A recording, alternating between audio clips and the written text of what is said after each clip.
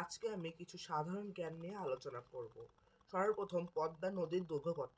115 kilometre. এরপর বাংলাদেশের দীর্ঘতম নদীর নাম কি? মেঘনা, যা 330 কিলোমিটার। এরপর বাংলাদেশের প্রশস্ততম নদী কোনটি? উত্তর হবে ওই একই মেঘনা, প্রশস্ত মানেই তো বড়। এরপর হচ্ছে বাংলাদেশের গভীরতম নদীর নাম কি? এটাও মেঘনা। এরপর হচ্ছে বাংলাদেশের বৃহত্তম নদীর নাম কি? মেঘনা।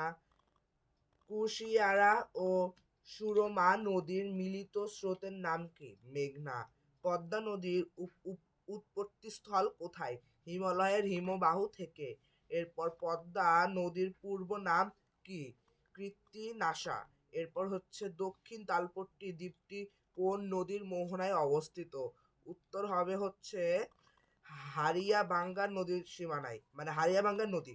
এরপর হচ্ছে বাংলাদেশের নদী গবেষণা ইনস্টিটিউট কোথায় অবস্থিত? উত্তর হবে ফরিদপুর। বাংলাদেশের প্রধান চারটি নদী কি কি? পদ্মা, মেঘনা, যমুনা ও ব্রহ্মপুত্র নদ। এরপর হচ্ছে বাংলাদেশের উপনদীগুলো কি কি?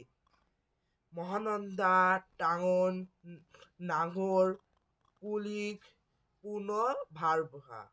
পদ্মা নদীর শাখা নদী কি কি? এর মধ্যে আমি দুইটির নাম বলবো, গড়াই আর ভৈরব। এরপর হচ্ছে পদ্মা নদী কোন জেলার মধ্য দিয়ে বাংলাদেশে প্রবেশ করেছে? পদ্মা নদী হচ্ছে চাঁপাই নবাবগঞ্জ। এরপর হচ্ছে এরপর হচ্ছে ভারত, চীন এবং বাংলাদেশের মধ্যে প্রবাহিত নদীর নাম কি? উত্তর হবে ব্রহ্মপুত্র। আমাদের এর পরের প্রশ্ন হচ্ছে, প্রতিবেশী দেশগুলোর সাথে বাংলাদেশের কতটি আন্তঃসীমান্ত বা অভিন্ন নদী রয়েছে? উত্তর হবে 57টি। আজকে আমাদের সাধারণ জ্ঞানের প্রশ্ন এই পর্যন্তই ছিল। ভালো লাগলে অবশ্যই লাইক করবেন এবং আমার চ্যানেলটিকে অবশ্যই সাবস্ক্রাইব করবেন।